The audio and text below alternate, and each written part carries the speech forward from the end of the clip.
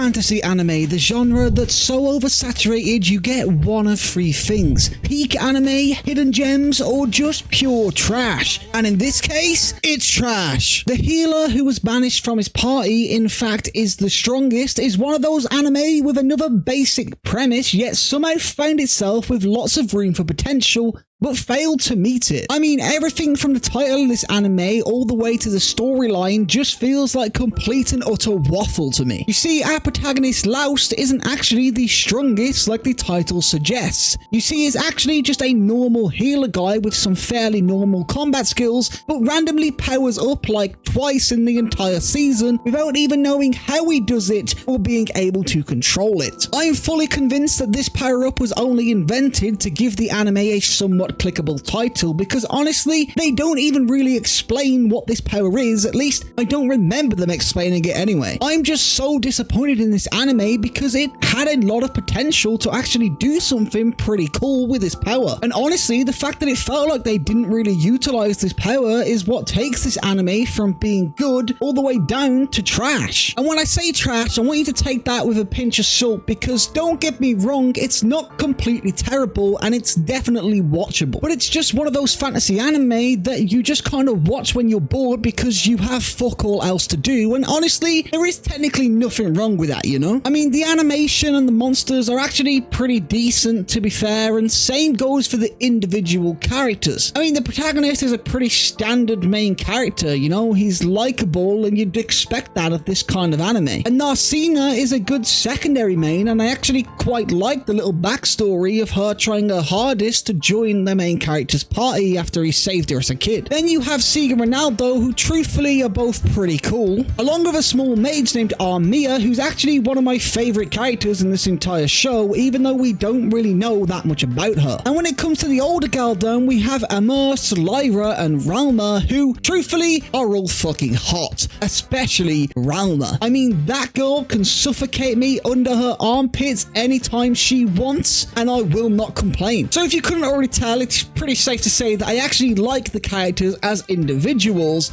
but I can't lie, I don't like any of the couple pairings that we have going on in this anime. I mean, there is no real romance in this story, but there is hints of it when it comes to people like Lyra and Sieg, Laust and Narcina, and even Ralma and Ronaldo. But I don't like any of those pairings, and I don't know why. I guess I just see Laust and Narcina as more of a brother and sister type beat, and Lyra and Sieg I actually don't really mind that much, but like, the chemistry just wasn't there for me. Like, I don't know, the vibes just weren't hitting. And when it comes to Ralma and Ronaldo, well, we just didn't really see enough of them together for them to really drop that romance hint on us like they did in episode 12. But I don't know, man, maybe that one's just on me, but I just didn't feel like this anime even needed to attempt to explore that romance side or even drop little hints of potential couples. But since they did decide to include hints of romance, then I guess I actually have to decide which girl is best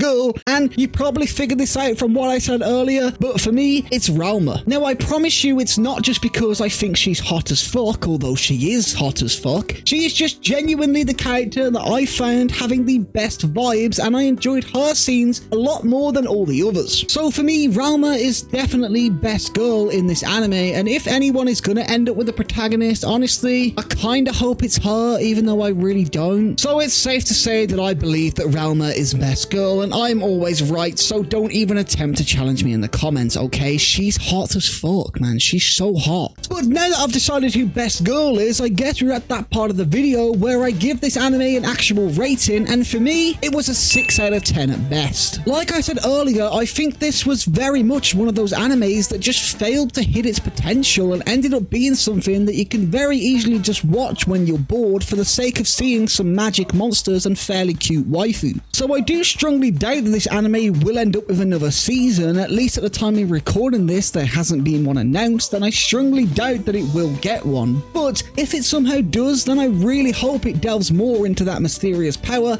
and actually lives up to its potential next time around. Because there truthfully was potential there, I could see it, it just wasn't happening, it wasn't hitting it, you know? But with that being said, that is the end of today's video, so if you have seen this anime, let me know your thoughts on it. Am I being too harsh by saying is trash, or am I right on the money? Let me know, because I am genuinely curious, and while you're down there, you may as well smack that subscribe button. And as always, remember to feed your goldfish, pet your dog, and tell your family you love them. Peace the fuck out.